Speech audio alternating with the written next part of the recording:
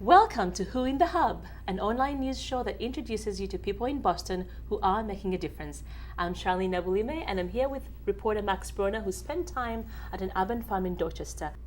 Tell me, is there any one takeaway? And if there is, what is it?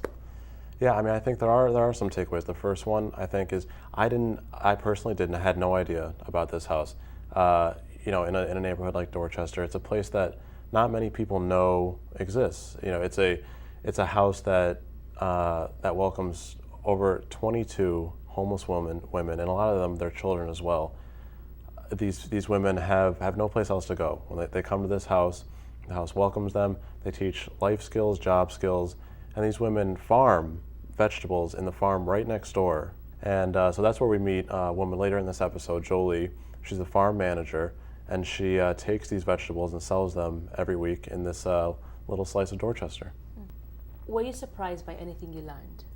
I was surprised. The main thing I think was this woman, Jolie, and how accepted she is by this community.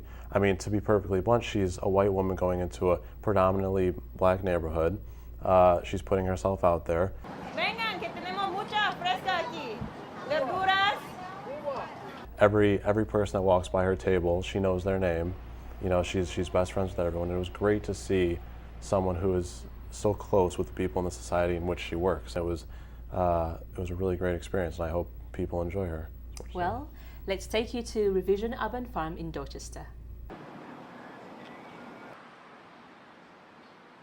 This is Who in the Hub. I'm Max Broner. We're talking with Jolie Olivetti, farm manager here at ReVision Farm in Dorchester. So I wanted to start by talking a little bit about you and your kind of your journey and how you got involved with ReVision Farm. Okay, yeah, absolutely. So I started farming. Actually, I'm wearing the shirt of the first farm I worked at, Drumlin Farm. It's in Lincoln, Mass. And the reason I wanted to work on a farm was I was working in environmental education, working with Boston Public Schools students and teachers to enrich science education in the classroom. So we were taking kids outside and doing bird walks and tree identification. And the most successful project, the one that I really felt like I was building really great relationships, great connections with the young people, and that we were really people were having wonderful ideas, was a garden. And so I immediately just was very appreciative, very humbled of the power that growing food can have to really bring people together across difference. And so I decided I want to learn how to grow food. Do you guys like vegetables? Yeah. Go on over. Some to stir fry. We do have some squash and scallions. I love scallions in a stir fry. Also green beans. Yep, just picked this morning.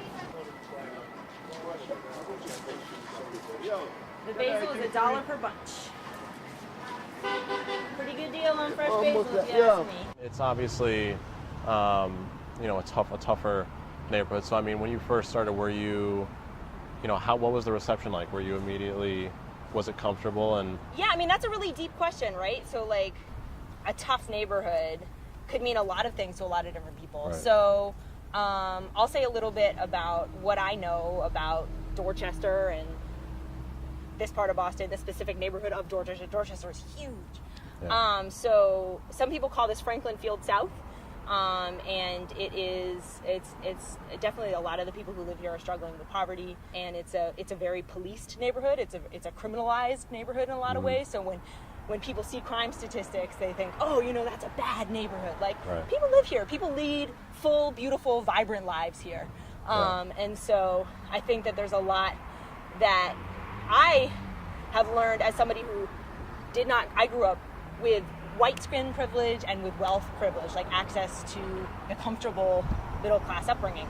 So this is an outsider status, right? Right. And so I've learned in the 5 years that I've been working here, I've learned so much about myself and how to understand what is privilege, what is power, what is oppression, how do people marginalize one another across difference, especially how do some people benefit at the expense of others.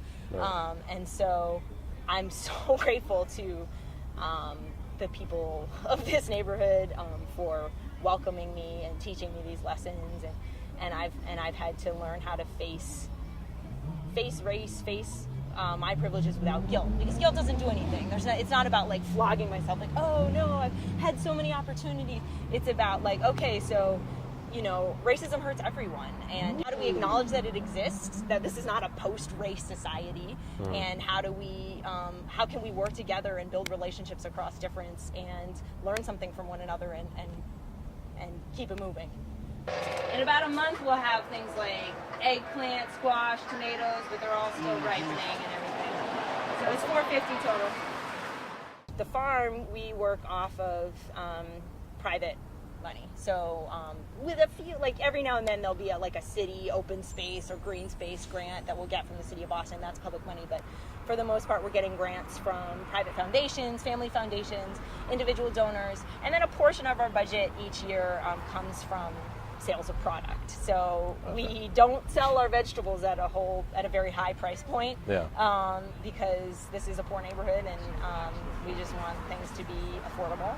I mean, do you love it? Do you love coming here every day?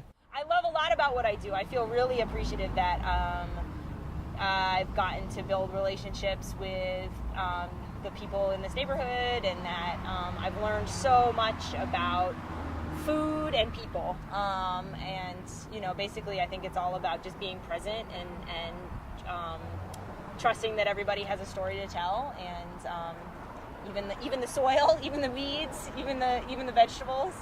I count myself very lucky that when you get in that mood at work that you're just like, oh, I'm so spacey, I can't concentrate on anything. You know, I can get up, hey, how you doing?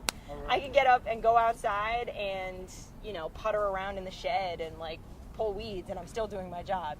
So now the house, the ReVision Farm house. So ReVision Family Home was formerly known as ReVision House Incorporated, and it was founded by a woman from this neighborhood in Dorchester who saw a need for a stabilizing force in the lives of young mothers in her community.